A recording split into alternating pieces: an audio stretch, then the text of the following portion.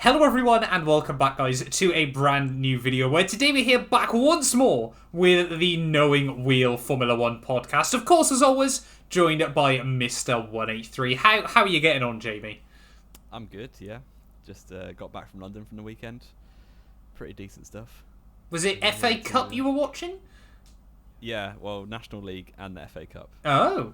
Independent, one after another. Oh, so, fair enough. All good. Fair enough. Yeah, so did the teams you want win? One won and one drew, so it was alright. Okay, I don't... was it Barnet and who else were you watching then? Tottenham. Tottenham. Wait, you're a Tottenham fan? Well, my mum's a Tottenham fan. Ah, so right, okay.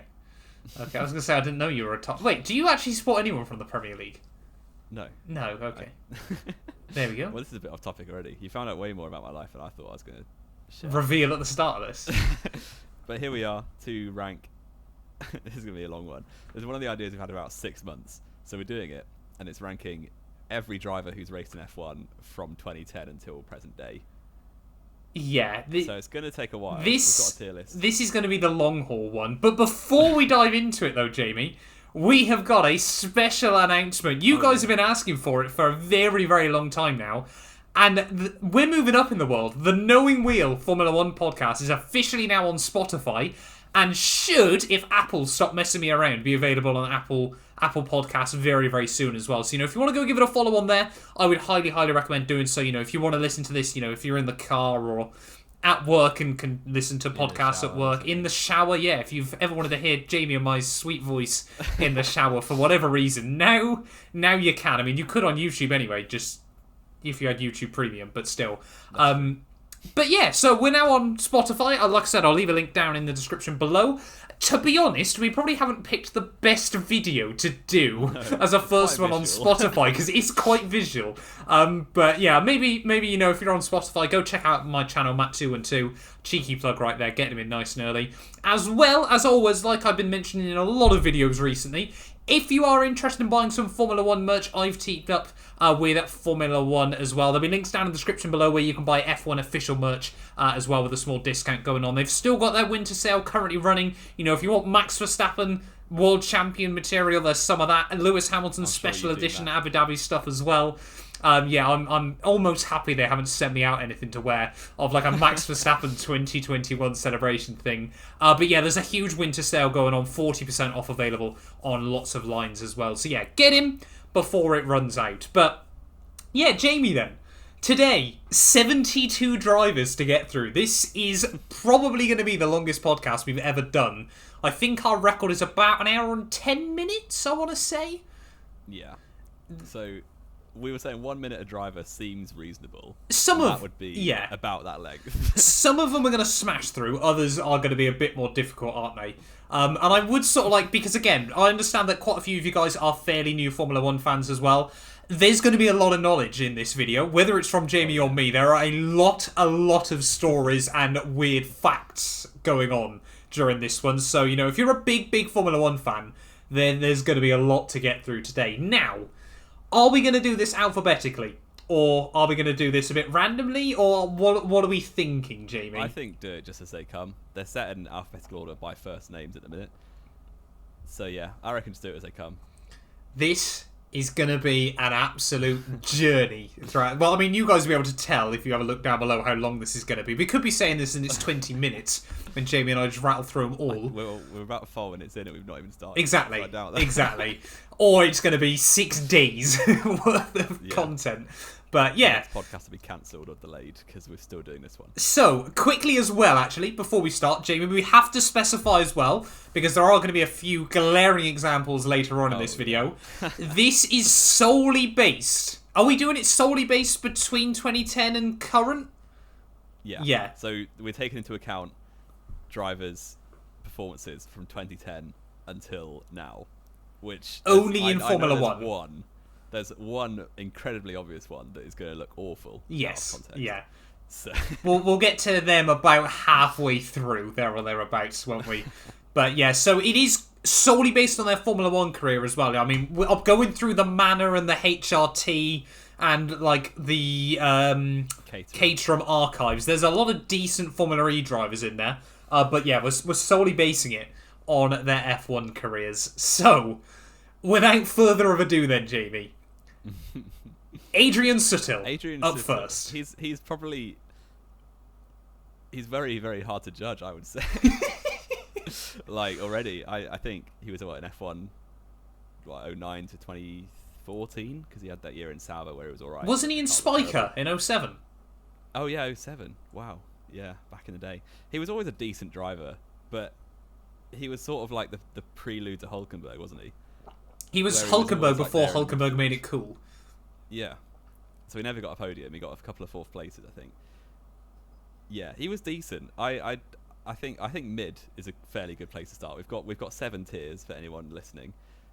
Yeah. So I think Sutil 5th place or 5th tier out of 7. I think is probably fair enough. Yeah, and you've just stumbled on a good point there. We've got 7 tiers. We've got GOAT, top, great, good, mid, mud, and in the bin. So I think I was looking towards mid as well for Adrian Sutil. Never learned how to run during his time in Formula 1. No. You know, these are meant to be some of the best athletes in the world, and he always looked like he was running in a pair of stilettos, which immediately knocks him down a couple of ranks in my books. Very, very unlucky on a couple of occasions, though, it must be said. Monaco 2008, yep, always sticks with us. We're not considering that, apparently. No, we're not considering that, but still a worthwhile little piece of knowledge there as well. When Kimi Raikkonen fishtailed into the back of him when he was on for Force India's very first Formula 1 points. But yeah, Sutil... He's going in mid, first of all, then. Much more recent driver that hopefully a lot more of you will have heard of then. Young Alexander Albon. Yeah, it's a weird one, Albon, isn't he? Because he was good in Toro Rosso. We've seen it quite a few times with all of Red Bull's second drivers, really. They're adequately good in Toro Rosso. Suddenly get thrust into a big-time seat at Red Bull and just sink or swim. And in Albon's case, he sank. So... yeah, I look forward to see what he can do back in Williams outside the Red Bull family. I think just basing it off this, we can't put him level with Sutil because he's actually had a bit of success in F1. So I would go good. Yeah, but I don't know if that's too generous. I was thinking the same thing as well. I think Albon is one of those drivers as well where really by the end of next year we could either be putting him in top or bin or anywhere in between, couldn't we? Because Latifi will be a very good barometer to see how good Albon actually is. Yes, yeah. Like we said, he didn't sink as badly as Gasly at Red Bull. I know you hate to admit that, but it is true. He had a better car than Gasly did. He had exactly the same car as Gasly did, remember? Oh, yeah. In his first season. So Albon was sort of one of those drivers as well, bless him, who never believed he was going to make it to Formula 1 as well. The way he ended up in Formula 1 is one of the most convoluted ways round in recent years, but... he'd literally signed a contract to race in FE. Yeah, and then he'd already done a race in FE with Nissan, hadn't he? Edams. All the way back in the day there as well, at the back end of 2018. But, yeah, I think putting Albon in good is fair enough at the moment. The potential to move higher, but also the potential to move lower. Yeah. Number 3 then, Jamie, a bit more of an unknown. It's young Alexander Rossi, Formula 1's last American, and I think the only American in this tier list. I'd imagine so, yeah. He only did about 4 races, I want to say, in the back end of 2015 for Manor, who were genuine awful back markers, about 3 seconds off the pace of the next car. So, impossible to judge. But he always did it right. I think he outperformed his teammate quite a bit. No. And, I know. He did. I think he beat Will Stevens. Was he teammates with Will Stevens? Oh, yeah, because Furlong was 2016, wasn't he? Mary. Yeah, no, it was, yeah, because Roberto Merri obviously got dropped towards the end of the year. Yeah. I would go... did he outperform Will Stevens? Well, let's find out. Let's do some quick research. Let's quickly... Right, you talk more about Alexander Rossi. I'm yeah, gonna... I remember him doing... I think he did Singapore with his debut. Yeah, because he definitely did Kota. Yeah, he did well at Kota. I mean, it was all 3 of those drivers, really. They did one season or part of a season in one of the slowest cars of the decade comparatively to the rest of the field. So, I mean, I'm quite happy to put him in mid. He wasn't outrageously bad, I don't think. Yeah, I think... So, just looking at Alexander Rossi's results, beat Stevens at Singapore, beat Stevens at Japan, didn't race in Russia. He got 12th in America when Stevens didn't finish. He was last still. 15th and 16th, so he beat Stevens again in Mexico, lost to him in Brazil, and then didn't race in Abu Dhabi either. So, Yeah, 4 out of mid. 5. Are we seriously going to put One of the Alexander last Rossi seasons. in mid? We'll put mud if you want. I don't mind. I suppose we've got the whole tier. Let's stick him in mud. Stick him in mud, yeah. That feels very harsh because I don't mind Alex Rossi, but these things have to happen. Exactly. I just don't feel it's fair to put him in the same category as Adrian Sutton. And I don't really know why, to be honest. Next up then, probably Andre Lotto. the most difficult driver to put in this entire thing. Not sure he's the only driver to have done... Well, he didn't even really get a whole race, did he? He got about one corner, wasn't it? Or something ridiculous, or one lap. For Caterham at Belgium 2014. 14, yep. And retired within about 5 laps. So, for mechanical problems. It wasn't a Yes. crash. So, I mean, he wasn't... I mean, what's the bin for if it's not for someone who does one race and doesn't finish? Well, it does beg the question, doesn't it? Let me just... I want to get up the 2014 result quickly.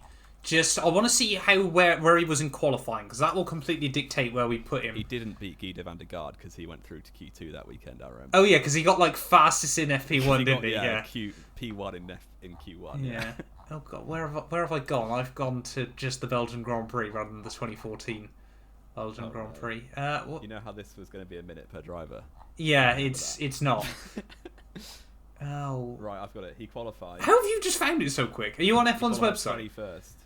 Qualified 21st. Yeah. He actually beat his teammate. Well, that was the wrong year that we were talking about Guido van der Garde. Was it? Yeah, so he beat Marcus Ericsson, who was last. Yeah, he did, didn't he? I felt like By a second. yeah, I was going to say, I didn't think that was right. I thought he did out-qualify his teammate. Well... Yeah, and this is where a few of them get a little bit tricky, because Andre Lotto was an absolute beast in the Porsche and Audi LMP1 teams as well. Did he end up at... he definitely was at Porsche, I want to say.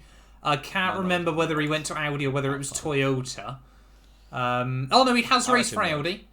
And then, went to Rebellion as well. But it's difficult. I don't want to put him in mud. He's got 100% record. Exactly. Against his He can't really go anywhere else, though, can he? No, apart one from race mud. which you didn't finish. Yeah, one race that he did like 2 laps in. Next up then, Jamie, Antonio Giovanazzi.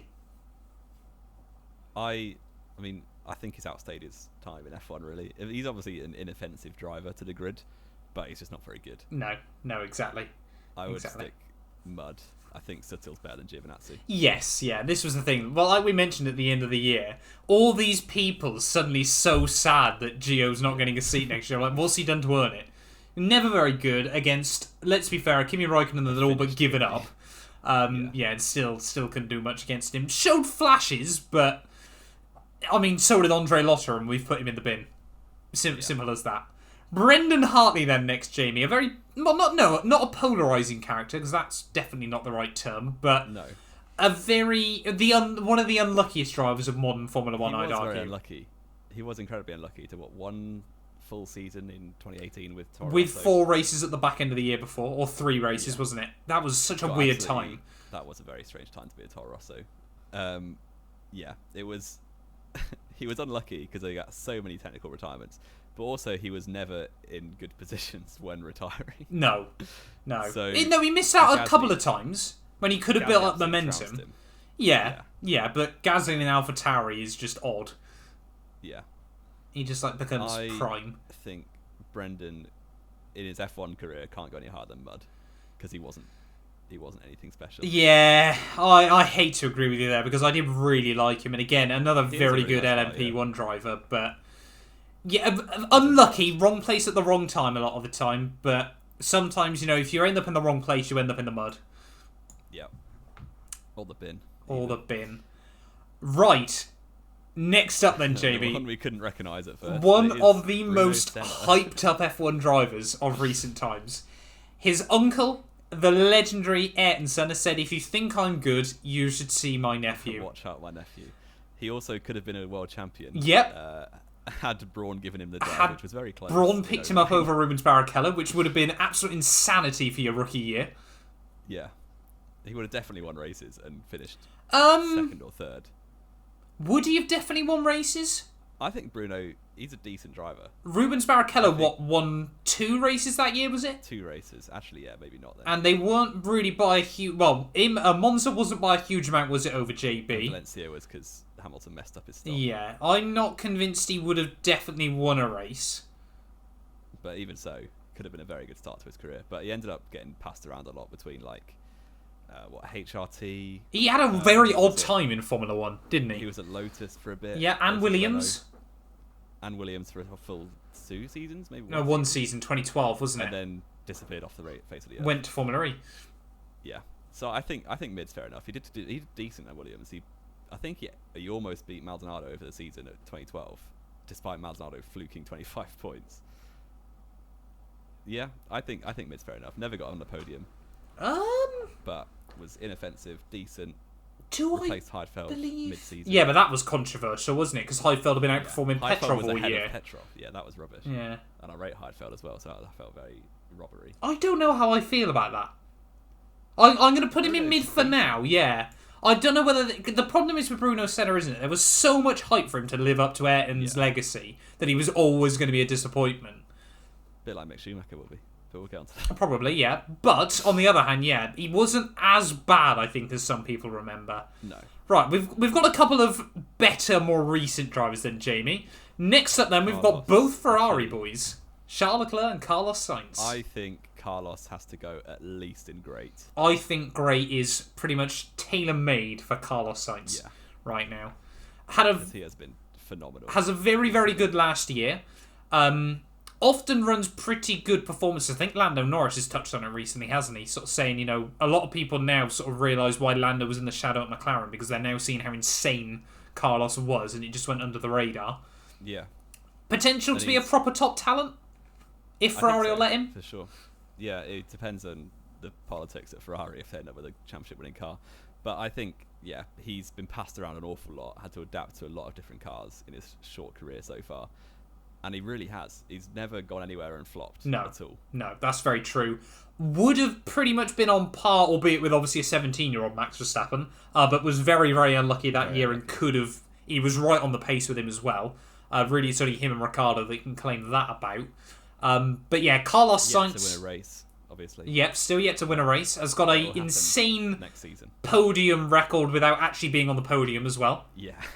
Or just forgettable podiums where he's just there and no one really remembers. Yeah, that's also true. Play to him. Yeah. Right. Charles Leclerc then, Jamie. It's like, how do you quantify unfulfilled potential so far? I wouldn't say it's unfulfilled. It's not unfulfilled. He's obviously, I would say, top. Yeah.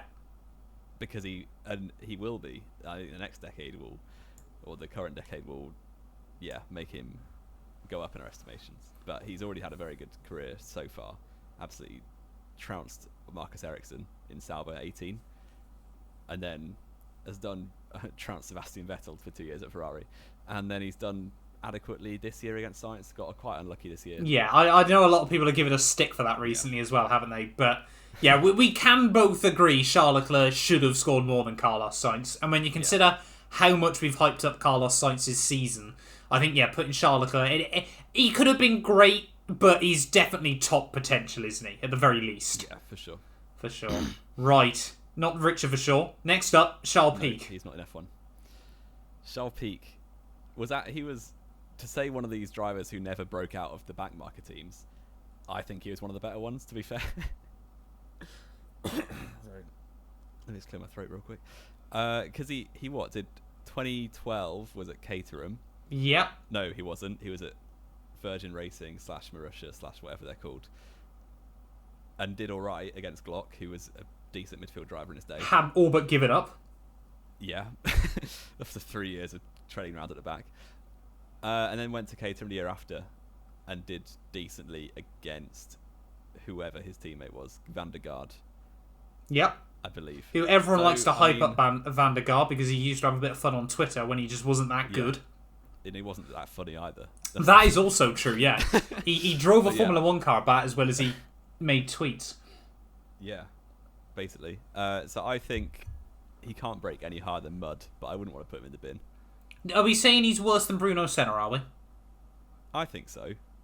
Okay. I don't know what you think. I He think- never did anything notable. I was going to say, yeah. Decent. I think to be fair, Bruno Senna didn't really do a lot that was notable apart from have a good surname. Nah, 6th place in China 2012, mate. Class. I think, yeah, mud for Charles Pic is fair. Next up then, Jamie, one that you really wanted to talk about is Christian Who Klein. is that? Oh, Christian Klein. Great. He did about 2 races for HRT in 2010. Yep. He kept Sakon Yamamoto out of F1 for a few more races. He's going in GOAT status. I think he has to go in the bin. Yeah. He drove a HRT. He drove a He HRT for 2 races. He drove it as well as he could, but it was a HRT. Yeah. So yeah. Didn't really do particularly well at Red Bull either, did he? Did better than... It was the other driver he was meant to... In 2005, their first year. It was meant to be him and Luizzi, wasn't it? Dornbos. No, it was Luizzi, wasn't it? Luizzi? Yeah. I don't know. Yeah, he never had a spectacular career. Yeah, but unfortunately, 2 races, Bin. HRT, you can't really go much higher than in the bin unless you did the miracle work. Next up then, the only man to drive a HRT, I think, and actually make a Formula 1 career from it, is Danny Ricciardo. Now, what an up and down tail this one's going to be. He could be in the mud, he could be in the top, depending on what year we focus on. He's got to be great or top, in my opinion. Yeah. He's been in F1 basically the whole time we're thinking about, from 2011 till now, and always done pretty well. Apart from last year. Apart from some of last year. Most of last year. He won a race, he got a couple of top 5s. Yeah, I think putting him in great at the moment. The problem is with Danny Rick as well, is we want to believe he's still got all this World Championship potential, but everyone forgets he's getting old. He's got the most consecutive starts now in Formula 1 of any driver. Wow. Because obviously Hamilton missed one because of COVID. COVID. And Seb Bahrain 2016? Yep, he didn't start. Yep. Engine failure on the way to the grid. Peak Ferrari. You'd love to see it. You'd love to see it. Yeah, great for Danny Rick. He's won lots of races, most of it, well, all but one of them for Red Bull. Yep. And at the right time was a match for Max Verstappen. He was. Considering how much he gets screwed by the team. Max was developing at that point still quite a lot, you could see. But yeah, he's a good driver. He's a great driver, in fact, and up there with some of the best of the decade for sure. Do we put him in top then? I think top is fair. I He's think, won, yeah. What, 9 races now? Yeah, I think top is... I'd struggle to put him anywhere lower than that, I think, looking over the course of the entire decade. Next up then, Jamie, Danny Kavia. Mr. Torpedo himself.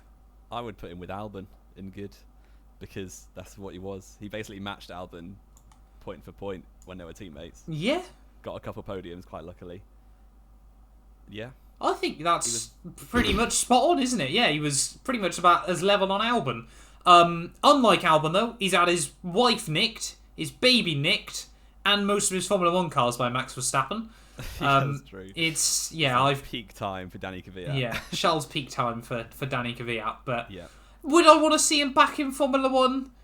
Maybe at the right team. What we need is like some proper Russian energy, kind of. None of this Haas selling out to the Russians. You want like a proper Russian... You know, you want their owner to be called Vladimir. Dmitry. I was going to say Dmitry, but I thought Vladimir would be better. And then get Kvyat back in with the Russian hard bass blaring. Dream team. Exactly. Esteban Gutierrez up next then. I've been on a bus with him. That's a fun story. What an odd fact. Does that mean he's in the bin then? Maybe. But, I mean, he was never very good, was he? No. He got, 7th place when he was teammates with Hulk in 2013. Yep, got destroyed by Grosjean at Haas in 2016. Everyone forgets he did that year there. He got 0 points, about 6th and 11th places, to be fair. Yep. But that means 0 points. And that was it, wasn't it? 2014, 13 and 16. Yep. And he scored a total of points once. Yep. I think bin. He's trash. Do we think bin or do we think mud? Who else is in mud? Brendan He's worse Hartley. than Giovanazzi. I would take Hartley or Giovanazzi over Gutierrez. Okay, I'll listen to you then. I'm fine.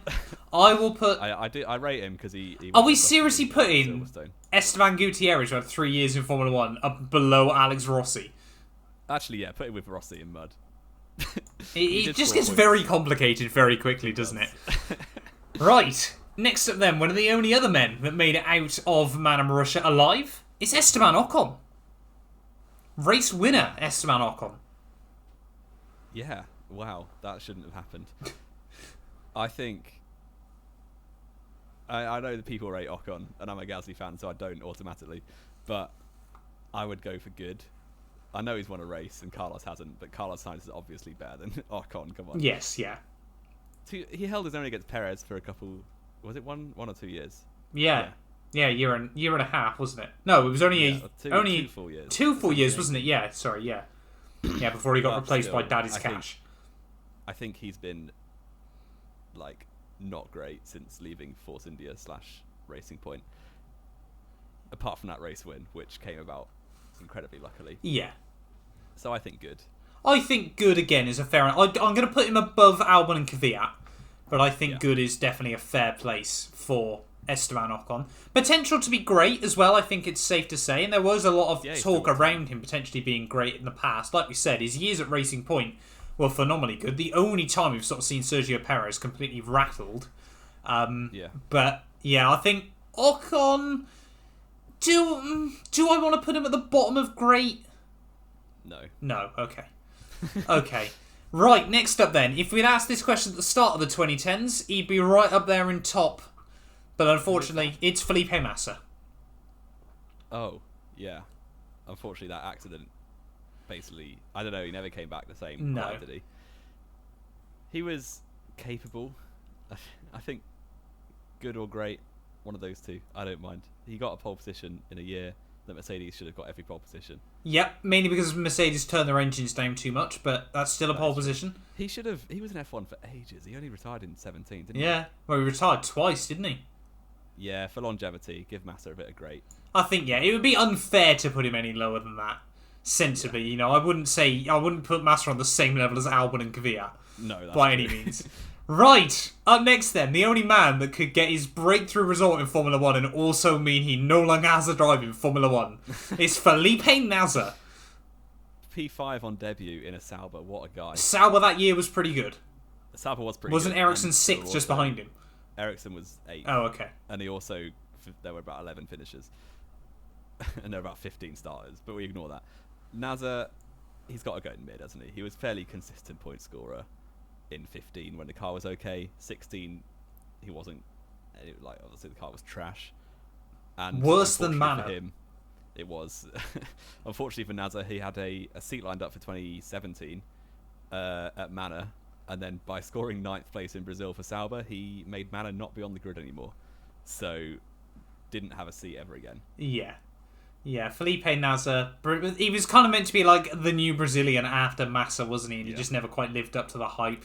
Had a couple of decent results, like we said. 2015 again, that I think, to be honest, that Sauber might have been even better.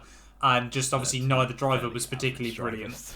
But yeah, I think bottom and mid is fair enough for Felipe then. Right, back up to a big dog then. Fernando Alonso, arguably... He's got to go in GOAT. I hate to agree with you. But like the early 2010s, especially when he had a car capable 10 to 13, a car capable of winning races on a fairly regular basis. Obviously, it was never the best car, but he took it all the way with Sebastian Vettel at Red Bull, who was actually good. Like on multiple occasions, he should 2013. He was right in there for the championship until the tyre change meant that Red Bull. Well, OP, yeah. Yep. I think Fernando, and then ever since he's been passed around big teams that are underperforming. So, yeah. The only problem I have with putting Fernando in GOAT is the fact that we're probably going to have to talk about Sebastian Vettel being in there. Alonso's clear of Vettel. Don't care. Okay. We'll put Alonso at the bottom of GOAT status then. Right. It's Mr. Twitter Bants himself. It's Guido van der Garde. Oh, Guido. Oh, trash. Get rid. In the bin? Yeah. That was simple. Don't care. the Dutch man who everyone thought was good and he wasn't. The only thing he did was get P3 and Q1 in Belgium 2013 when it was raining. Which we've already mentioned. Yeah. Apart from that. He's got a lot of mentions so far, Guido, but yeah, he's rubbish. And his Twitter humour is as bad. Yeah, completely true. Completely true. Right. A man that by the end of this decade we could be talking about as a multiple world champion. It's El Jorginho Russell. George Russell. I think... Well, all he's done so far is a whole career in a Williams and one race in a Mercedes, which he lost to Bottas in quali and race. Oh, don't give me that. I mean, he's clearly excellent, and he will be a world champion at some point in his career. Yeah, it's very, very difficult, isn't it? Suits him at the minute. I think, great is the right place to put him for now, but very easily can move into top within the next 6 months. Must be about 60 to 2 or 3 in terms of teammate qualifying battles. Yeah. Across his career so far. Yeah, it's George Russell is. When we do this again in 10 years, he's going to be right up towards the top. Right, Mister. Welcome to the world of winning, Heikki. Only to never win again. Heikki Kovalainen. Again, another driver that kind of got screwed by the financial crash. Yep, went to a team that promised a lot and then had no money. Yeah, it had a budget to do a lot as well.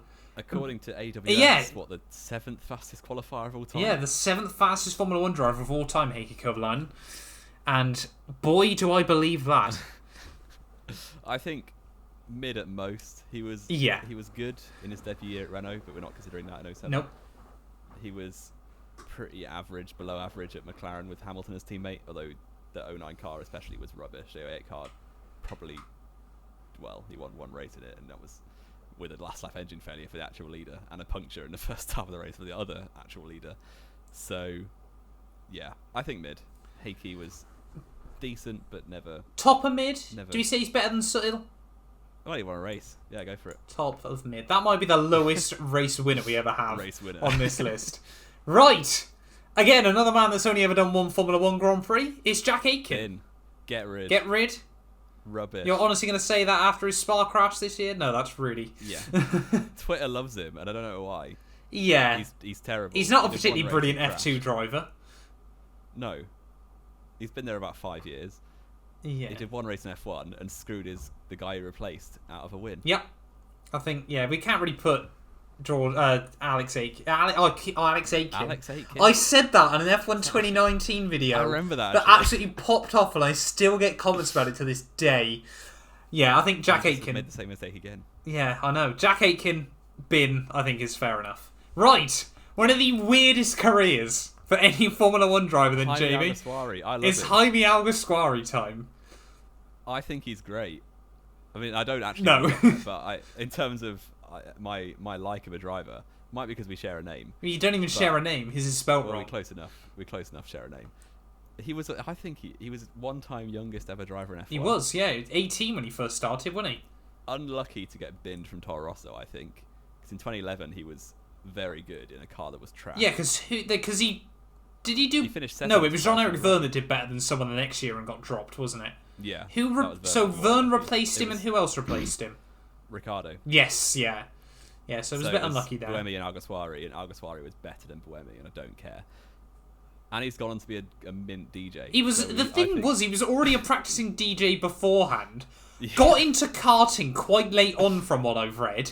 Made it to Formula 1, and then was out of Formula 1 by the time he was 21. Yeah. Like, how weird. I think I would say mid. Consistent point scorer. Finished 7th twice in a row in a really competitive field in 2011 in a Toro Rosso. I want to put him between Sutton and Bruno Senna. We like Alguersuari here. We do. And he's got a name that's really hard to spell. Yeah, exactly. Right. Jarno Trulli. Yep, all aboard the Trulli train. Again, another man that got screwed by the world, screwing everyone. Another man in the top 10 of F1 of all time, according to AWS. I think 6th, was he, or something? He was better than Kovalainen. Yep. I think there was 7th and 8th between them. Yeah. Straight into GOAT status you go, no. Trulli, in the time we're considering, was not great. No. I think he obviously drove Lotus and Caterhams. No, only Lotus in 2010 and 2011. And drove it worse than Kovalainen. All I remember him doing was getting mounted by Karoon Chandok in Monaco. Yep, that was very true and very scary.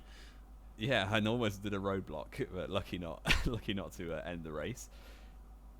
Yeah, I don't know, probably mud, because he only drove Lotuses, but he was a decent driver in his day, which was about 10 years prior to what we're considering. Yeah, that's very true, isn't it? And if we're going to talk about someone else soon down the line, then I think it's only fair that we... yeah, we'll put him in mud, I think, is only fair. That's a lower race winner than Kovalainen. Wow.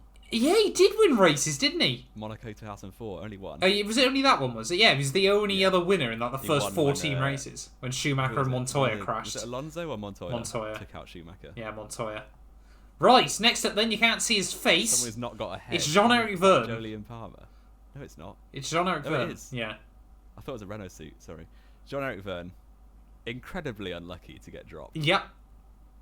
Because I know this, so I'll explain the story. I'm sure you know it as well, Matt. But 2014 happens. They've got Max Verstappen, like, they know he's going to be really good, so they give him the seat at Toro Rosso. Kvyat's only been there for 1 year at Toro Rosso already, so they can't bin him. So they bin Verne, because he's been there 3 years. So that's standard procedure for Toro Rosso. If you're not doing bits at Toro Rosso, you get binned. How many years has Gasly been at Toro Rosso, sorry? Later on in the season, Sebastian Vettel at Red Bull announces he's leaving. At which point they've got two drivers. Verne has about 30 to 40 points, I believe, and Kvyat has about 6. But because they've already announced that that Verne is leaving the team, they can't call him back because that was before Red Bull did that, before they made it cool. So they had to go with Kvyat, and Verne got binned off despite absolutely annihilating Kvyat for a year. Yeah, I feel bad for Verne. He's gone to good things in Formula E. How many times has he won the championship? Twice. I don't actually know. Twice, yeah. Well done, Jean-Eric. And yeah, I think he held his own against Ricardo as well, but Ricardo was Australian and Webber chose him. So quite unlucky. I think mid would be fair because he was always decent. Can I just... Or maybe good because he beat Kvyat and Albon. Well, he didn't beat Albon, Yeah. but he beat Kvyat. I think putting him in good is fair enough. Can I just add there? You said Mark Webber chose Daniel Ricciardo. We know how Red Bull operated. Surely, that if Mark said that, they're going, right, we're going with Jean-Eric Verne. You're always wrong, Mark, and we all hate you. But I remember that Webber accidentally leaked that Ricardo was getting the seat before it was confirmed because he said, good for the team and good for Australia. Yeah. So, yeah, Jean-Eric Verne was, I think, always one of those guys that was like, what could have been, isn't it? And to be honest, in this sort of tier list, that normally boosts you up the order a little bit. It's very counterintuitive today. Oh, the next one I love. JB, what a legend. JB goes straight to top, surely. He's got to be top. Not quite GOAT status. I think the problem is with JB as well, you can't not like Jenson Button. Like, it's just impossible. But on the other hand, he was never quite the world-class talent that a lot of us hyped him up to be. The one world title he got was pretty lucky. He beat Lewis Hamilton in Hamilton's worst year in the sport, and even then, it wasn't by a huge amount, was it? JB, I think, always knew he was a top driver, but was never quite had that little extra special bit behind him. Yeah. And he was teammates with a lot, like, held his own against Alonso and Hamilton. Yeah. During probably both of their worst eras. Yeah. But still, absolute top driver, and he's absolutely lovable. So, and, let's not forget, won the best race in this whole discussion era. Yeah, he did. Canada 2011. Yeah. What a race that was. Yeah. From last to first, before Perez did it. Before Perez did it. And he did it in about 20 laps as well. Yeah, that's also very, very true. Right. Next up then, Jerome D'Ambrosio. Oh, wow. Sorry, I completely forgot to mention as well. Going back to Jean-Eric Verne. I know we're taking steps back here.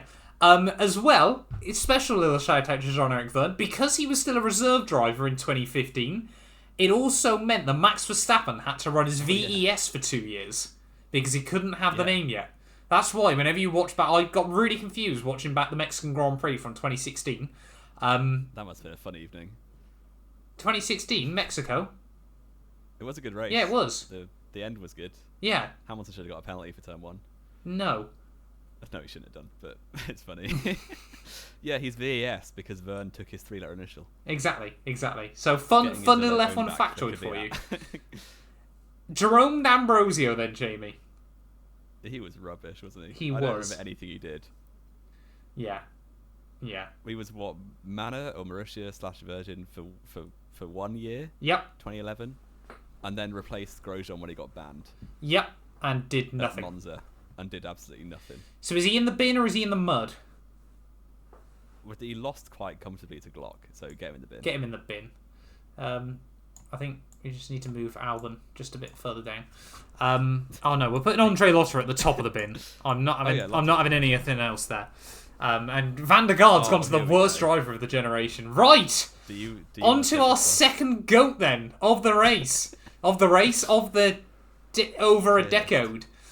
It is the absolute king himself, Julian Palmer. Now, Jamie, I wanted to make a special rule for this video as well. I thought it was only fair that we get to put a wild card on where we only base it on someone's 2017 Singapore Grand Prix. Sebastian Vettel's in the bin. Yep.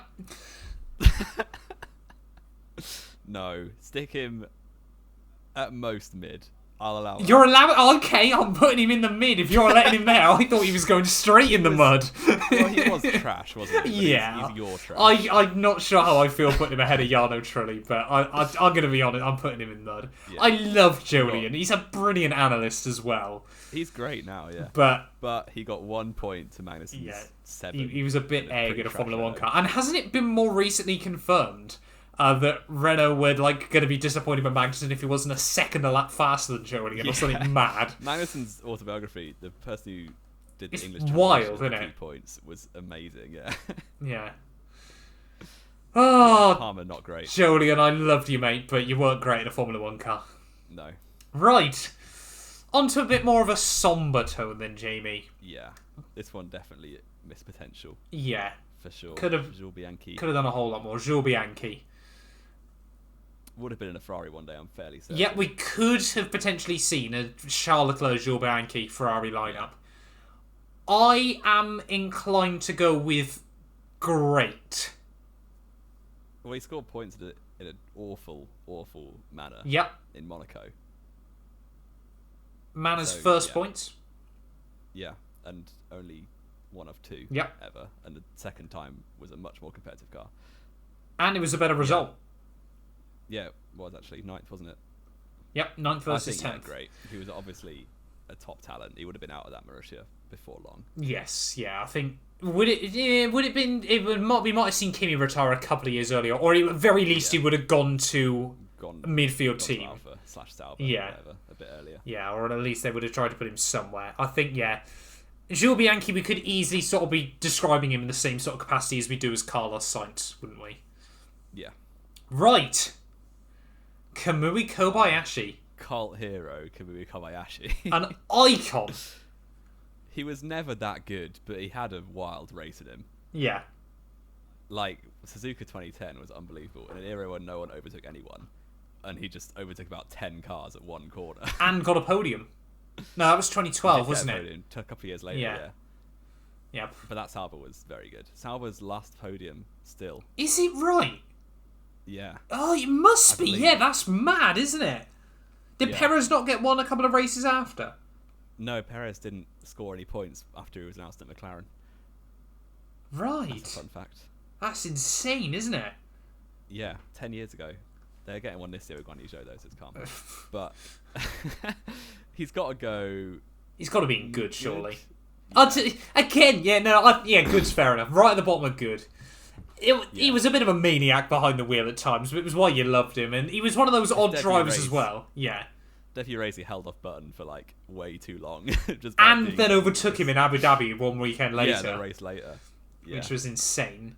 Again, was awful in Formula 2 though, wasn't he? He was like 16th in F2 that year. Got the call-up from Toyota. Just because he was Japanese, basically. Exactly. But I want to shout out Valencia 2010 when he lived in Alonso's head rent-free and sent it at the final corner past Fernando Alonso in a Ferrari. In his home race. Yeah. One of the most eggy Formula 1 drivers of recent years, wasn't he? But Kamui Kobayashi is always one of those guys where you think, had the weekend been right, world champion material. It just happened the weekend was not always right. No. It was maybe right once or twice a season, but we love him for that. Exactly. So we'll move on. Right, on then with another good analyst, but not a particularly great Formula 1 driver, is Karoon Chandok. He was terrible. In the bin you go. F1 driver. In the bin. Pretty simple, that one. To be fair to him, didn't have great machinery. Nope. But yeah, he did about half a season in a HRT. Yep, stuck it out in the most first race death of his trap. Career, his first lap in an F1 car was in a race, which is quite impressive. Oh, yeah, it was, wasn't it? Yeah, because HLT didn't have the cars ready.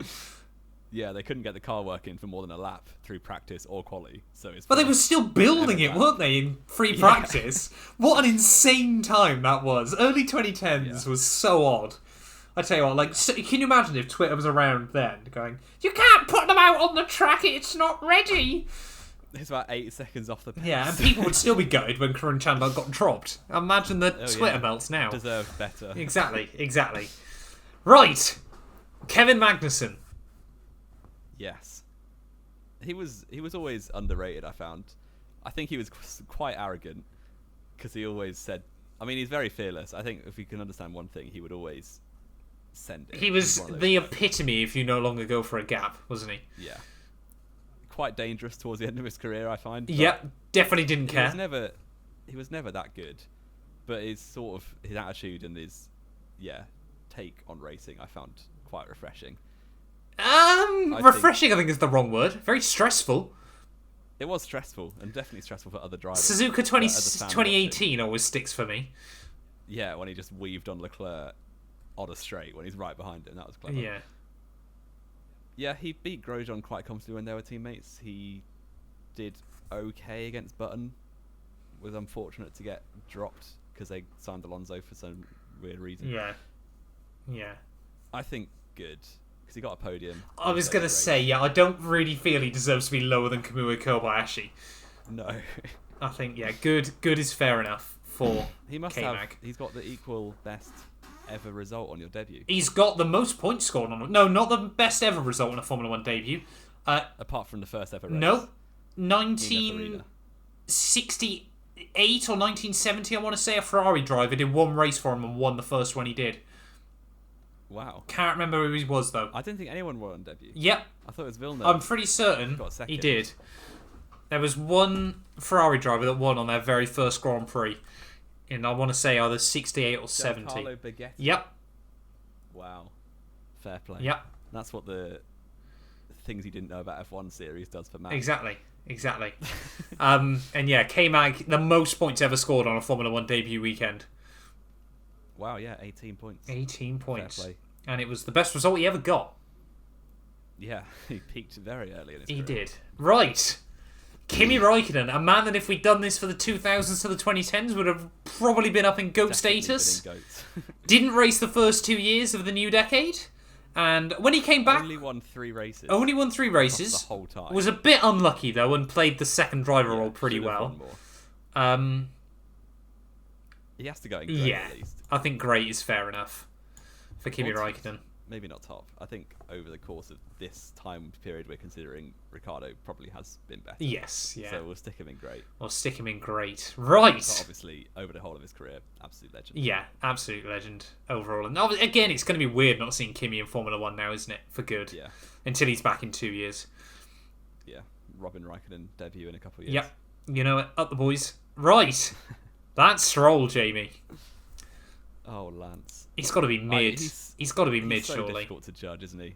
I think mid. Yeah. Bottom of mid, I think is fair enough. He's very good at getting eggy podiums. The thing is, what's the problem with Lance Stroll is the fact that had he not been loaded, he would probably be in the mud or in the bin because he simply wouldn't have had enough time. But the fact he's been given so much time in the sport to prove himself as an okay driver means he sort of managed to buy his way into mid. And the problem is, because he was so loaded, he got into F1 way too early. Yeah. Because he'd done one season of single-seater, I think. Or He'd done 2 seasons, I think. Yeah. But it was all Formula 3 stuff. He did all of his development in Formula 1, a bit like Max Verstappen did, but he had a much higher floor. So the first half of 2017 especially, he was awful. Got a podium. Until that Baku race, which I still don't know how he did that.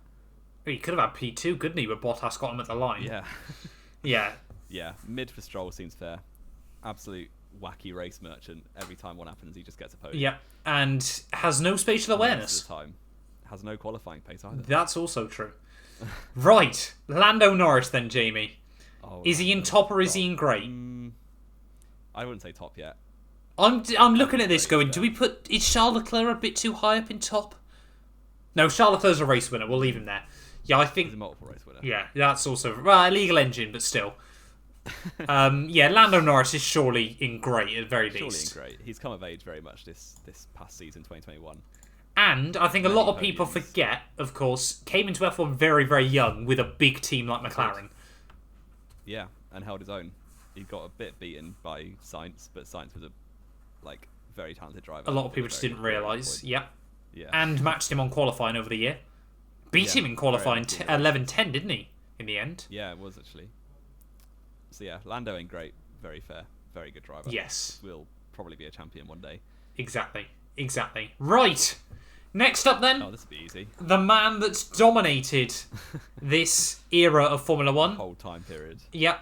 The multiple record breaker, 7-time Formula 1 world champion, Lewis Hamilton. I don't think we can argue. He's been the best driver from this time span that we're looking at, isn't he? Absolutely. Yeah. Lewis Hamilton, of course. Barely finished outside the top 3 in any championship. Which is and you look back, you think if he'd scored about 30 more points at the right times, he could be, what, a 10-time Formula 1 world... No, 11-time Formula 1 world champion now, couldn't he? Which is insanity. Ridiculous stuff from Lewis. Absolute legend of the sport. Definite best driver of his generation. Yeah. Yeah, he's... Arguably best driver of all time, but we'll leave that one. Exactly. We'll have that discussion another day. Lucas Di Grassi then. Does he go GOAT status with Hamilton? Does he follow him up there? He's blocked one of my friends on Twitter. Oh, he has, hasn't he? To be fair, Riley just keeps harassing him with the same... It's not really a joke, is it? Yeah. It's just a play on his name. But yes. Di Grassi, did he win a Formula E championship? Yes, he did. How did he manage that? Did he win? Yeah, no, he won because Sebastian Buemi missed races. Sebastian Buemi won, I think, like 8 races of the 13 that year, but didn't score points in any of the others because he was either not there or got completely screwed. Di Grassi was trash in F1. He was in a HRT, wasn't he? No, Virgin, wasn't it? Yeah. And he was awful. I think bin. I'm still, every time we put someone in the bin, looking at Alex Rossi and thinking he did no more than any of these guys. Di Grassi did more than... Rossi did more than Grassi. I don't think Di Grassi out-qualified Glock. Or maybe once or twice. The problem is, like, Alex Rossi only beat Will Stevens. Yeah, but he's a lad. Will the Lad Stevens. Okay. Will the Lad Stevens. Okay. Right. Jamie, quickly get up your stat. Did Lucas Di Grassi save himself and put him in mud tier? Right. Lucas Di Grassi. Times better in quali. 15-3 to Glock. Okay, he's staying in the bin. He's staying in the bin. Marcus Ericsson then, Jamie. Surely he is tailor-made for mid here. Yeah. Don't think... I feel sorry for Marcus. I don't particularly. And I don't know why. I mean, he drove around in the trash Sauber for a couple years. 2015 Sauber. Was adequate, but not great. Yep. I think P8 in the standings. 16 it was trash. 17 it was the slowest. And then 2018 got a decent car. Did okay. Obviously Leclerc's a rookie, so he should be beating him really. Yeah. But he wasn't terrible. No. Had a monumental crash at Monza as well that everyone forgets about. Yeah. That was mad. I mean, his DRS broke, didn't it? Yeah. And then got binned off for Giovanazzi, who's completely mid. Yes. Yeah. And worse than Ericsson. Exactly. Hence why Ericsson has made it into mid and Giovanazzi is stuck in the mud. Giovanazzi is in the mud. Oh, Mark Webber. I can see someone's bicep, and that's it. Yep. Mark Webber, that is. Not bad for a number 2 driver. Exactly. Which basically sums up his entire life, to be fair. He's got to go in great, surely. In 2010 2012, until Vettel started trying in 2012, Webber was on par in both seasons, was leading the championship for most of 2010. Yep. 2010 should have been his year, had Red Bull not screwed him. And he did mess up career himself. Yeah, that's also very true, but he probably would have had it already had Red Bull not screwed him. I mean, you can talk about Seb's bad luck as well, and I think, to be honest, like we've said before, Red Bull should have dominated 2010. That shouldn't be remembered as a good year. It was just Red Bull. Was trash, yeah, both Red Bull drivers were not. Yeah, I mean, that car was just a rocket ship over one lap, especially. But yeah, surely, I think he's got to go great, hasn't he? He's got to go great. Yeah. Multiple race winner in that time period. Yeah. Retired when he gave up the sport rather than the sport giving him up, which I think he left on his own terms, which is which nice. he always wanted to. I think is very true as well. He'd fallen out of love with it at the end of the day, and it's never what you want to see for a Formula One driver, is it? Screwed over by Red Bull and Vettel in 2013. Yeah. Multi 21 was a joke. Exactly. Right. The best Max we've seen in this generation. It's Max Chilton. Max Chilton was always, I found, to be alright. I, weirdly enough, for some reason, follow him on Facebook. I don't know why. And it's just like, he does nothing now, I don't think. One-time F1 record holder for the most consecutive finishes from your Grand Prix debut. Yes, that's true, isn't it? Before Esteban Ocon beat that? Yep, that's true. To be fair, a bit difficult to crash into someone, yeah. When you're nowhere near another car. The first retirement of his career, he did crash into his teammate. So that's a... Yeah. When was that? That was Canada 2014 when him and Bianchi mounted each other at turn 4 on lap 1. And they're both out. Well, I genuinely don't think I can remember that. And I cannot for the life of me work out why. Well, there's a fun fact for you. We know plenty of wheels. We do. Between us. Over the hour mark. Yep. We're on M. Oh, yeah, to be fair, there's a lot of drivers there. We're more than halfway through, I think. Yeah. I hope, anyway. Well over halfway. Chilton, I think mud is fair. He wasn't awful. Never scored points, but he was only in a Marussia / And got slapped by Jules Bianchi. He did. Yeah. Who was his teammate there first? No, it was both seasons was Bianchi. Yes. Yeah. Bianchi was a lot better. Yeah. Right. He was a lot better. Max Verstappen then, Jamie. Max Verstappen. Formula One's newest champion. Does he go GOAT or does he just go top still? I think top still. I told Matt to make this on the premise that I wouldn't put him in GOAT. Yeah, But he will be. He will be, yeah. Even I can't argue that. But we just need to... What we need now, and this isn't just because I'm not a Verstappen fan, is we need to see what he can do when Red Bull now drop the ball next year. If he can still drag that thing up, he's certainly... Which he has been. He has been up to now, that's what I'm saying. Years. But he's never had a championship-capable car and then gone back. It's now whether we see him be a bit of a Fernando Alonso or be a Sebastian Vettel. Yeah. I think top for now. He's definitely the best of the top group, though. Oh, yeah. Definitely. Sure. I don't know who that is. Next up, you should be able to work it out. Well, I just see a shirt. There's no head on the picture. This is going to be the most difficult one we have to do in the entire thing. Oh, it's Michael Schumacher. It's the Michael. Oh, no. Right. Because he is the GOAT of all time, in my opinion. Top 3 of all time in my eyes, yep. Top 3? Yep. Top 2. Hamilton and Senna. At least. Nah, you're waffling. But considering his 3 years that we are... And this is the horrible thing, isn't it? Yeah.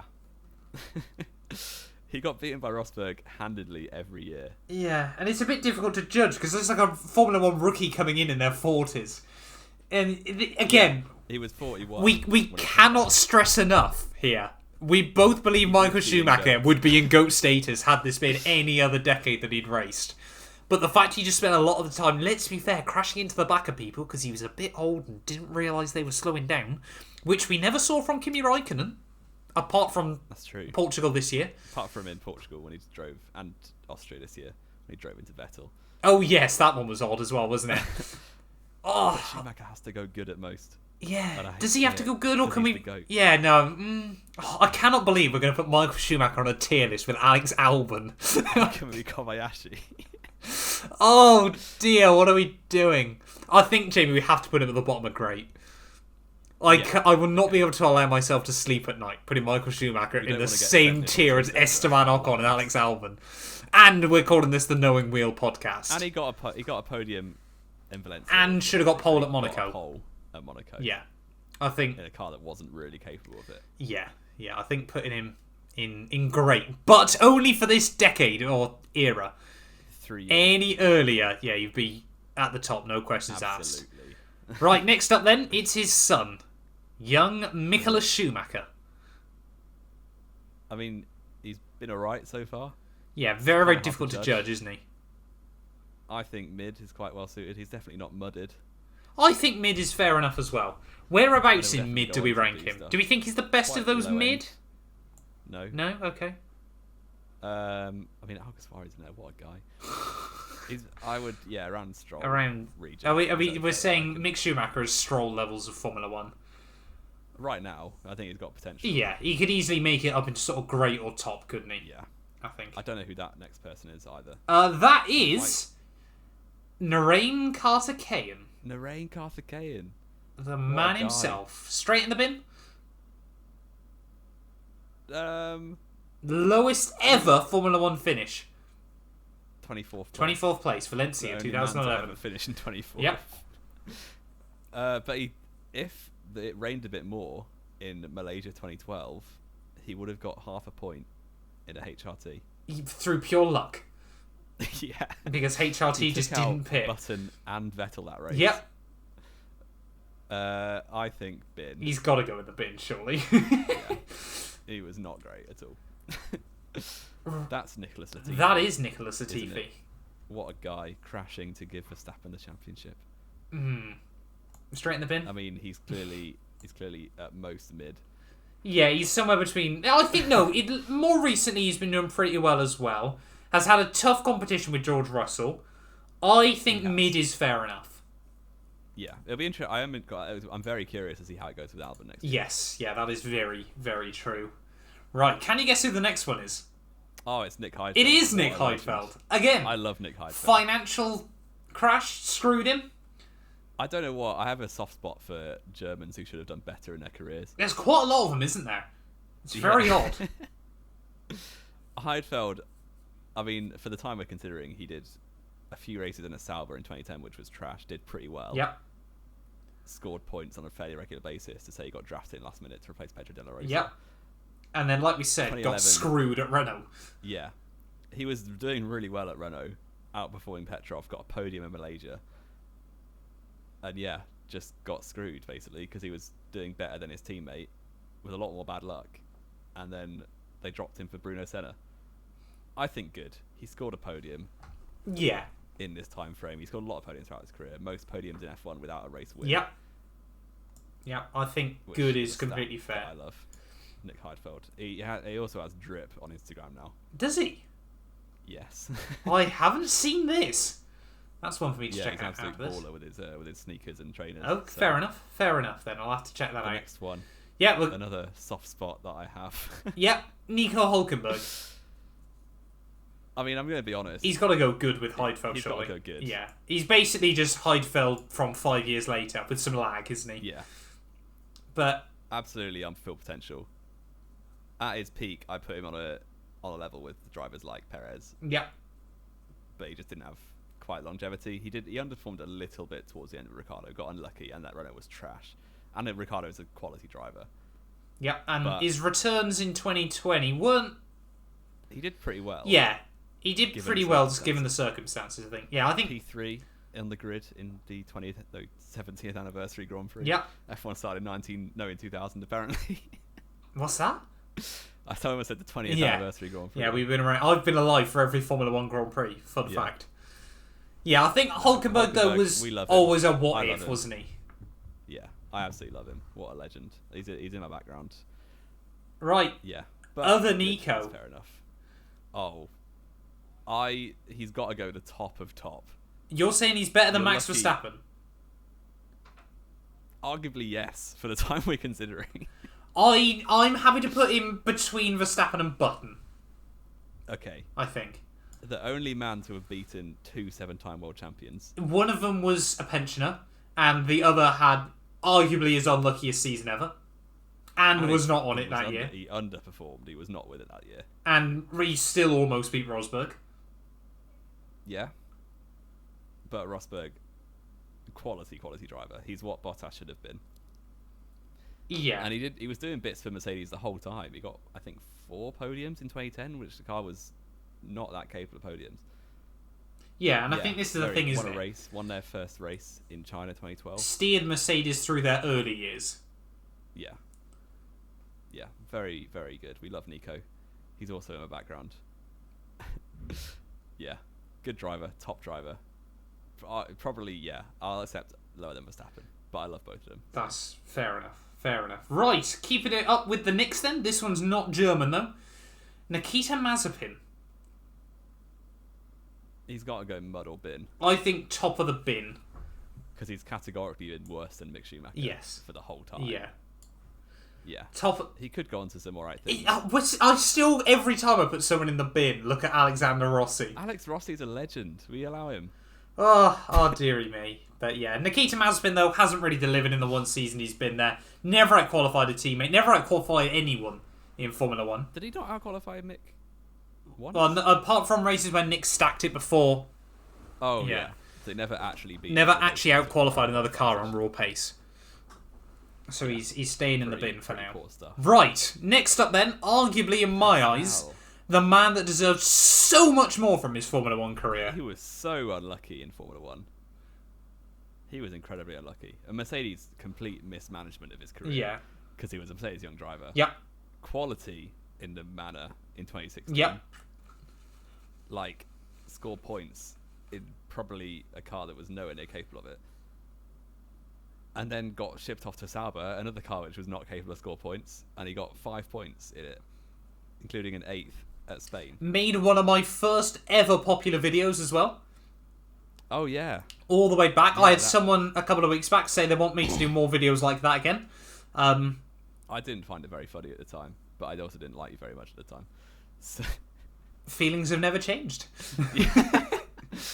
Yeah, Pascal was so unlucky. Got binned off from F1 because Ferrari took control of Alfa Romeo / Sauber and replaced him with Charles Leclerc. I'm looking at him going, is he just a slightly more recent Jean-Eric Verne?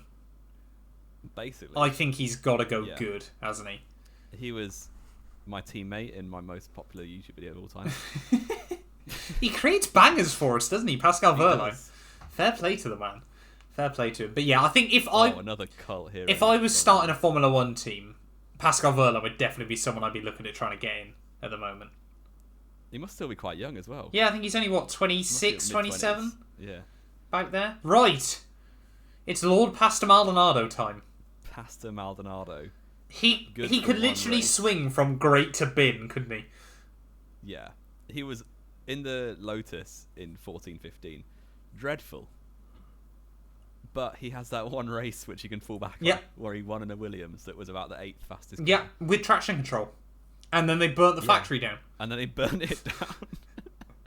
That's a fun story. They won a race illegally, and before the FIA could investigate, they torched the place.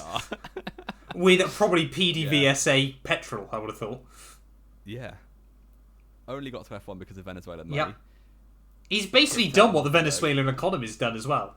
And that is completely destroy itself. Seemingly every time you're given a chance to do something good, they do completely the wrong thing. He's got to go mid, surely at best. Mid. He had flashes of real speed. Yeah. But was just, not good the rest of the time. Yeah. Whereabouts, I think he's got to go. Who's that? Who's what?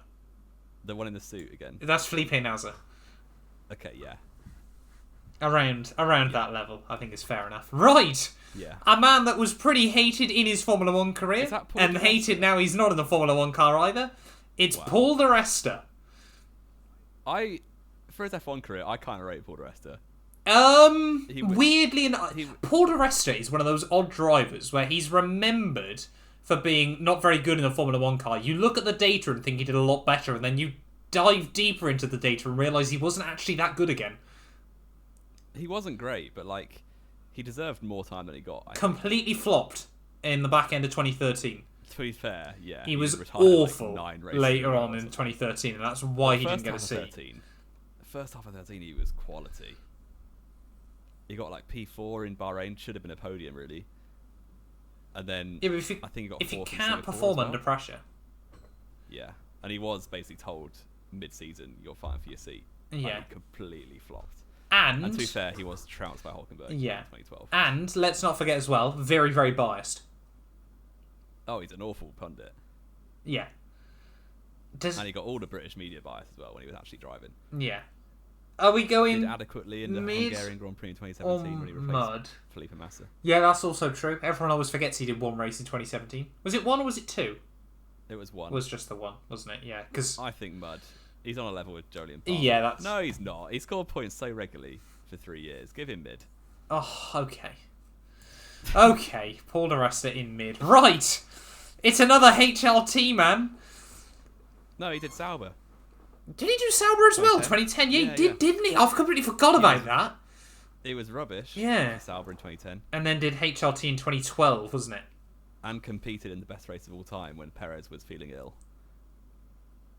Did he? Which one was that? Yeah. Monaco. No, Canada. Canada 11, didn't he? Yeah. Perez crashed really heavily. I was going to say feeling ill rather than basically broke half his legs. Half his legs? One of his legs. I don't know. Yeah. One side of the body was basically screwed. Yeah. He was adequate, not great, probably mud. He's got to go bottom of mud, surely. We can't have him. He scored a few points in the Sauber. Yeah, but he wasn't very good, was he? He wasn't very good, and he was about 40. One of the oddest F1 careers. Yeah, but he always looked 40. I reckon he was born looking like that. Yeah. Scored a second place finish, McLaren's only podium of 2006. Yep, that's true, isn't it? Yeah. It's not their only podium. But it was one of their podiums. Yeah. Yeah. In a wet Grand Prix, was it? Yeah. Yeah. When Raikkonen mounted Antonio Liuzzi. And he overtook Schumacher, though. The Rainmaster, apparently, and he overtook him in the wet. Right. I'm sure there were no mitigating circumstances for that at all. Pierre Gasly. Is that Big Pierre? He's got his hat on the right way. That's unlike him. He's spreading it through Formula 1, isn't he? A hat the wrong way. Yeah. I think he has to go good. Oh! I mean, he's won a race, hasn't he? But we put Ocon in good. He's basically as Ocon. I thought you'd honestly say great, to be honest, but I think good is fair enough. Problem is, he's got big teammate tax. Yeah. Because he's only done well against Brendan Hartley and Yuki Tsunoda. Yeah. And Danny Kvyat. For all we know, that AlphaTauri could be a championship-winning car, and he's just not been that great every year. I doubt it. But yeah, unfortunately for him, he went against Max Verstappen when in a car tailored for Max Verstappen. Yeah. Which is always going to hang over him now. Bottled a Super Formula title as well, let's not forget. Oh, the rain bottled it. I just knew that one would upset you. He missed an F1 race to go and finish his season, and then a typhoon hit Japan. He didn't even get to finish it. Yeah. Big Pierre Gasly, the comeback kid, I think as he's known as well, isn't he? Oh, yeah. Yeah, I think good is fair enough, but easily the potential to being great in the near future. Yeah. Right, another one then that only made one Formula 1 Grand Prix start. Who is It's this? Pietro Fittipaldi. Oh, no, he made 3, didn't he? Just the one. No, 2. 2 or 2. No. 2. Yeah, he was... I mean, he was quite slow, but he seemed to really enjoy it, so I quite like him. He didn't crash. Okay. He has to go in the bin, really, doesn't Yeah. You can't really argue anything. I think it lives rent free in my head, the tweet that was Fittipaldi after Abu Dhabi, and it was the Jeremy Clarkson video. That was brilliant, and I was last. Oh, yeah, bless him. Came in at a difficult time as well. Let's not forget that. He did.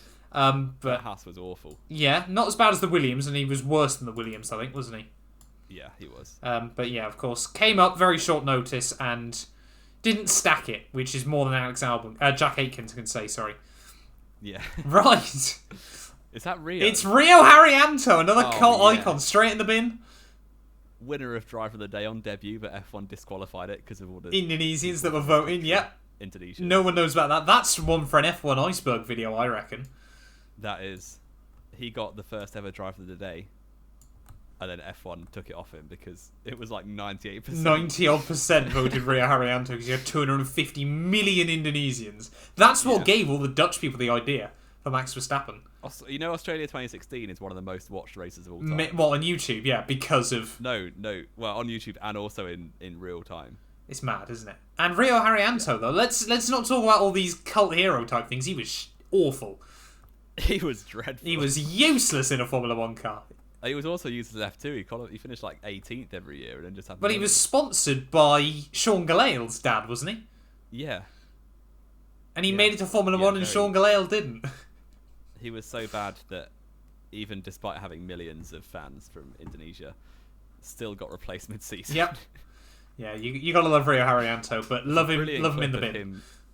There was like a brilliant clip of in the 2016 season review that I have, like talking about Ocon replacing him, and Harriento was retained as simulator driver, and there's a video of Harriento playing F1 2016 on the Xbox. Nice. And that's their simulator. Oh, that's so sad. Man has scored points using F1 2016. I mean, F1 2016 was a difficult game. It's a banging game. Yeah, great game. best game ever. Yeah, I'd still say it's the best Formula 1 game ever. Jamie, are we going to do a co-op series on F1 2016? I don't. Actually, I do have an Xbox One here. Yes. Well, we need to do F1 2021 first, but still. I'm turning assists on. No, I'm not. Right. Arguably a man that could have been in great or the bin. It's Robert Kubica. Nah, he was quality for 1 year in the time frame we're considering. And then was awful in the other. Yeah. I So I reckon level it out in the middle and go good. was going to say mid. He did things in that Renault that should not have been done. Yeah, but then he also was a second off George Russell, who was a rookie every week. Yeah, but he had half a... No, I can't say that. he was like... To come back from that accident in rallying was unbelievable. And yes, he was not good at all when he got here. But What's still, this podcast called again, Jamie? The Happy Rainbows F1 podcast or the Knowing Wheel podcast? Nah, but that 2010 year, he was unbelievable in that Renault. I'm willing to put him at the bottom of good. Okay. Like right at the bottom. Yeah. He was nailed on. He did 20... No, he didn't do 2011, did he? He had a Ferrari contract for 2012. 12, apparently, yeah. Or he was in talks with them, wasn't he? According to the source of himself, which maybe isn't true. But yeah. I mean, according to every driver, they had contracts with Ferrari. I think Maldonado said he did as well. At one point. Everyone's had a contract talk with. Even I have, Jamie. I'm on their books now. Right. Pino Macri messaged me once, and he drove for Ferrari Esports. That's a fun fact. Was it to moan about your camera work? No, it was. I can't remember what it was. How can you even remember something like that? Because he's still on my friends on Discord. Because he added me. Oh, fair enough. Yeah. The more you know, I suppose. Roberto Meri, get him in the bin. Straight in the bin goes Roberto Meri, the Spaniard who raced for Manor in 2015, and For half a season. And was thoroughly slapped up By Will the Lad Stevens. by Will the Lad Stevens. Right, we're into our final few though, Jamie. There's a few icons here. Is that Roman Grosjean? It is Roman Grosjean. He's got to go good, hasn't he? He's got to go good. He's quintessential good. Yeah. 10 podiums at Lotus. Was a machine towards the end of that 2013 year. The only man that could challenge Seb Vettel. Or either Red Bull, really. Yeah, but Mark was never End of 20. there towards the end, was Mark he? 'Cause either he's finished given up. second or retired because all the reliability went to him. Yeah. But Grosjean, and then he was. People forget he was actually really decent when Lotus were trash in 14-15. Yeah. Very good. Got a podium. I watched that podium at Spa. I was there. I remember that. Yeah. I heard Sebastian bailiffs Vettel's were in the puncture. garage. Yep. Celebrating with the bailiffs. Yeah, very good career. And obviously curtailed, very unfortunately, with that crash that he had somehow survived. Wasn't keeping a Formula 1 seat anyway, though. No, but went out with a bang. Oh, God. His career basically summed up by either being really quick or crashing, so he finished by... Or often both, yeah. Bless him. Bless him. But yeah, I think it's difficult now not to dislike Roman Grosjean, isn't it? I think had F1 Twitter been around in 2012, he probably would have been roasted to the ground and been banned by got a race ban. a lot of fans. Driver to get a race yeah, one of just four ever, I think, isn't he? And the know, other but three yes, were in something like 1994. But yeah, a good driver on his day, but up and down, I think. Next up then is another difficult one. A legend of the sport. It's his son took you out on iRacing. His son did take me out on... Yeah, he's going straight in the bin. His son's now racing in F3, I think, this year, and there's never been a person I wanted to succeed less in a sport. Rubens, for the 2 years he did, was okay. He beat his rookie teammate in both years that he did in this time frame. Yep. The 2011 Williams was awful. Yep. And he scored points twice in it. So, for his whole career, maybe mid. I think, yeah. No, obviously, for his whole career, good or great. Yeah, his whole career would be great, surely. Yeah. But I think good is a fair place to put him in this. Put into the shade Hulkenberg and Maldonado, which pains me to say, but he did. Yep. At 40 or yeah, whatever. One of my favourite drivers of all time. Always happy to be there, bless him. You gotta love Rubens. Yeah, he's a very, very likeable driver. Now we go from a man with one of the most Formula 1 starts of all time to one of the men with the least. Do you recognise this face, Jamie? No. Sakon Yamamoto. Oh, Sakon. Nah, he got a few starts just by being rich. Yes. Well, he's going to be in the bin. Yes. There's a fun story of Singapore Grand Prix 2010. I was talking about earlier, about an hour ago now, probably more than that. Christian Clean replaced him because Sakonu was ill. Yeah. And then they didn't like Yamamoto that much that they made him stay ill for the next race to keep Christian Clean. Yep. And they told everyone he was ill and he was absolutely fine. He was at home counting his parents' money, which you'd love to see. Not a good driver. No, not at all. Sebastian Buemi, Jamie. Worse than Alguersuari.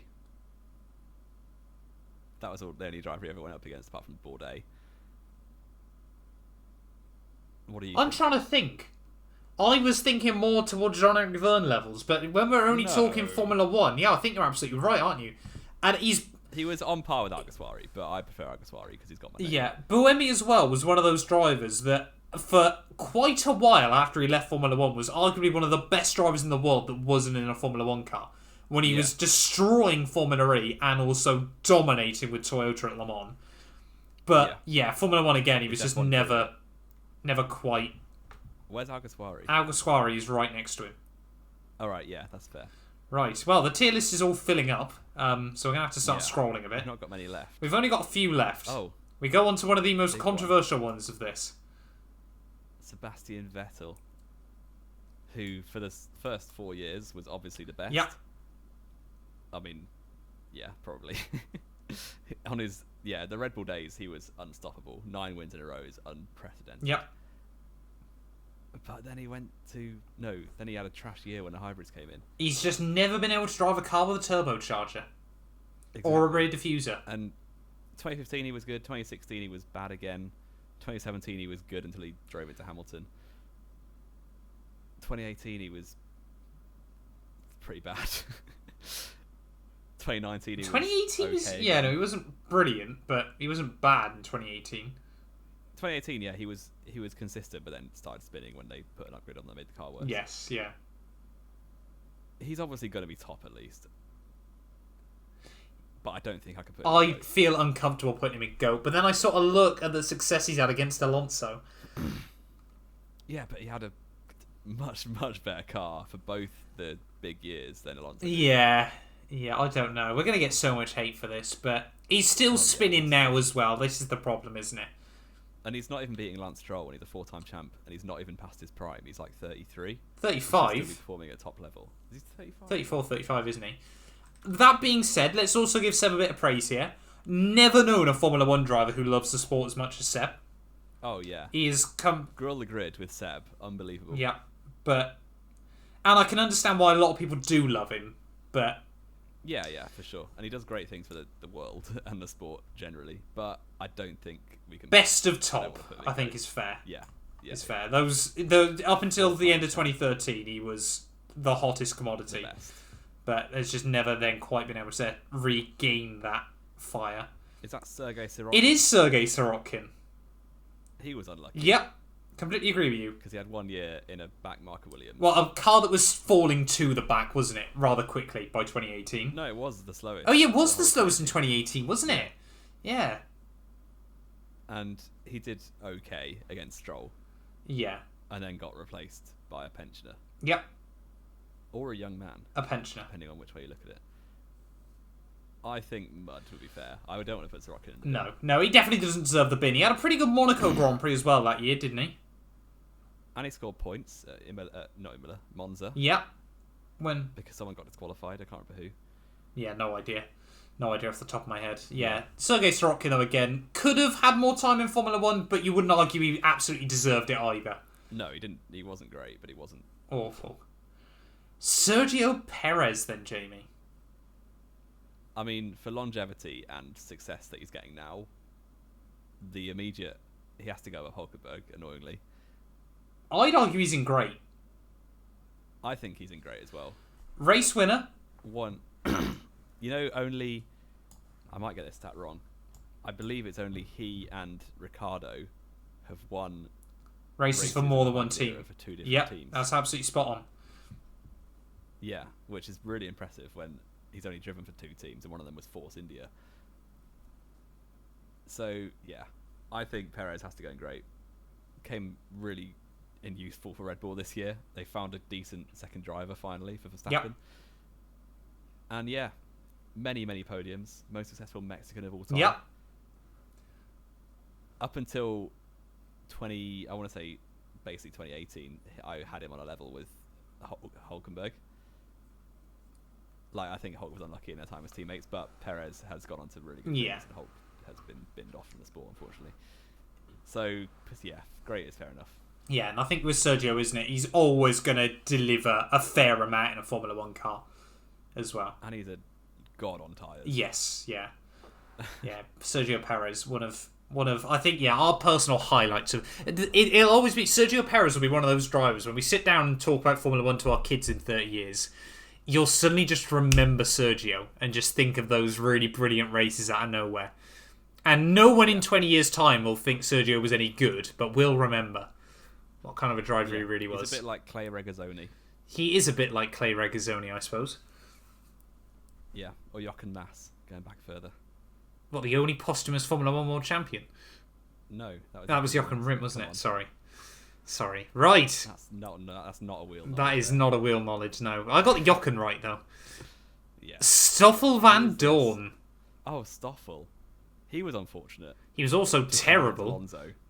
He wasn't great, was he? Yeah, and I think, again, we've got to put Alonso tax on this, don't we? Yeah. And 2017, he wasn't that bad, which was effectively his rookie season. Scored McLaren's first points of 2016. He did. Yeah, I think mud. Mud? Or maybe mid. I mean, yeah. In 2018, Alonso finished like 10th in the championship, but he finished about 17th. But then Alonso we've put him in GOAT. Yeah, stick him in. I think mid is fair enough, isn't it? He was whitewashed by Alonso. Yeah, the first time ever that happened in Formula 1, I think. Or in recent years. The only other time was Alonso whitewashing Piquet in 08. Oh, sorry, yeah, I forgot about that one. Yeah. No, it's happened since then as well, hasn't it? It has happened since with Russell and Kubica. Yeah. Right. And Mick and Maz. Well, not technically, but we get it. Yeah. Timo Glock. I like Timo Glock. Another German that should have done better. Yep, financial crash. The last one, I think, on our list to get destroyed by the financial crash 2008. Should have had a whole lot more. Was always decent in the Toyota. Which wasn't around in the era we're talking about. It wasn't. But I think he was running in 12th in Singapore 2010 until someone put in a wall. In a Marussia, which was a complete backmarker. If you don't know about 2010, you basically had the entire field of 9 teams. Yeah. And then the back 3 teams were about 2 seconds slower than everything else. Only two?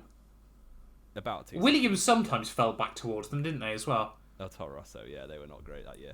But, yeah, Glock always did his best and always basically put his teammates in the shade because they were pay drivers. But for the time we're considering, he's got to go mid, I think. Yeah, I was looking at bottom and mid, I think is fair enough. But then again, I'm looking at Jarno Trulli.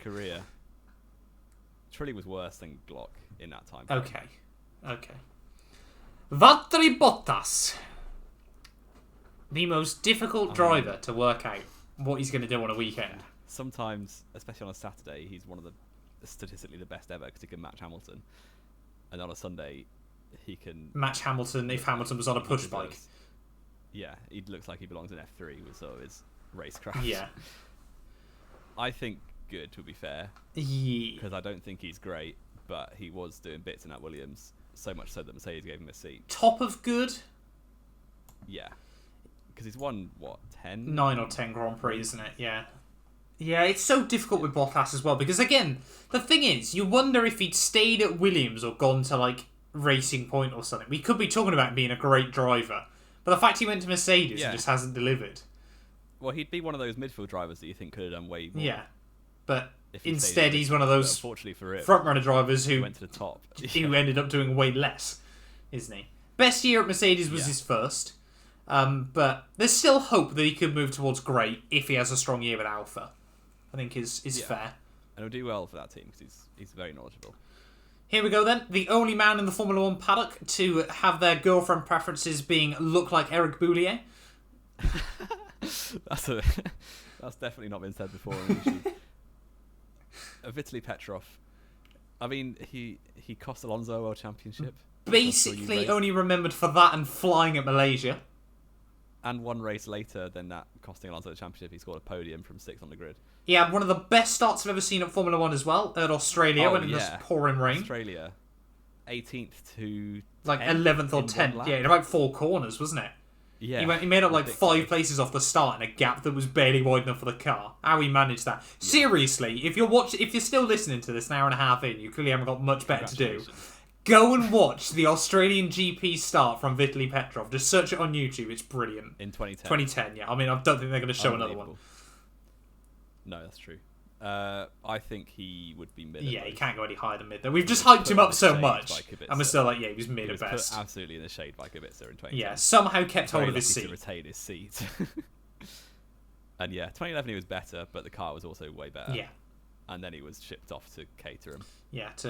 Although he did get them he did secure them 10th place in the championship, didn't he, with Brazil 2012?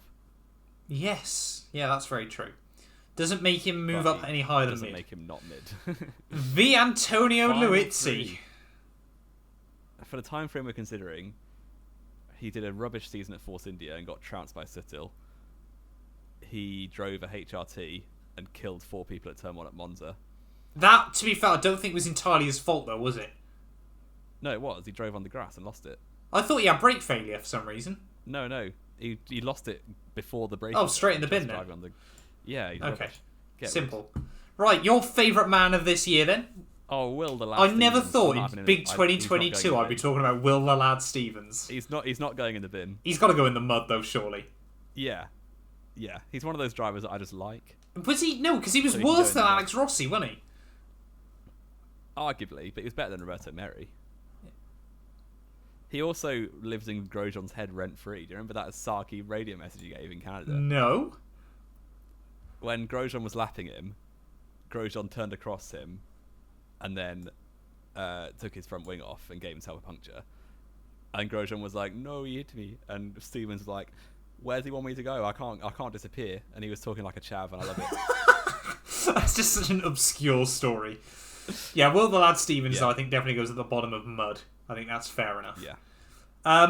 Right. Our last driver, Jamie. Ooh, young you. Lil Yuki Tsunoda.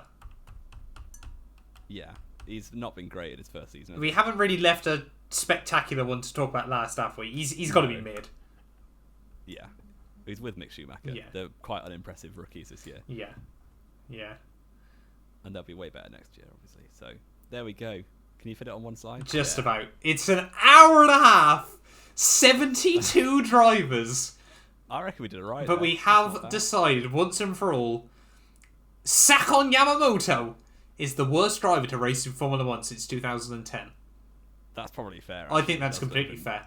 I think, again, obviously, if you're watching this on Spotify, I'm not running through 72 drivers in the way we've listed them here, but yeah, go and... Importantly, Alonso and Hamilton are the best. Yeah, two we've said. Hamilton and Alonso, the best two. Seb, Max, Nico, JB, Charles Leclerc and Ricardo not too far behind. There you go. There we go, Go on Jamie. YouTube if you want to find out the rest. Yes, yeah, exactly. That took a while. That's been I'm very hungry good for fun, some though. food. There's been a huge amount of nostalgia was. here, and that's exactly what we need during the winter break. Huge amount of wheel knowledge. as The well. amount of wheel knowledge has been absolutely undeniable. And if you're still listening somehow to the three of you that are here, if you have spare money and don't know much about old F1, either go and buy the old DVDs of the season reviews or buy F1 TV. It's Yes. a very good investment to watch old season reviews. Yeah, 20 quid for a year of F1 TV. 2012 especially. Get yourself educated. Yep. Yep, definitely. Definitely would highly, highly recommend. It was a wild time, the early 2010s, which has been, like I said, fun to go through on this nostalgia tour here today. But anything else to add, Jamie, before we round this one off? I don't think so. We've been long enough. I think we've smashed it this week. But yeah, we will be back though very, very soon. Next time around we're gonna do every Formula 1 driver ever. It's gonna take 7 hours. And we're not gonna know 90% of them. But thank you all so much for watching nonetheless. If you've listened to this on Spotify as well, thank you very much for being one of the early supporters. And yeah, we will be back next week. Not quite sure what we're gonna do yet, Jamie, but I don't think it's gonna be this wild. For something else. Yes, for something else that might take less than 90 minutes to go through. But thank you all so much for listening nonetheless. And yeah, we'll see you guys very, very soon.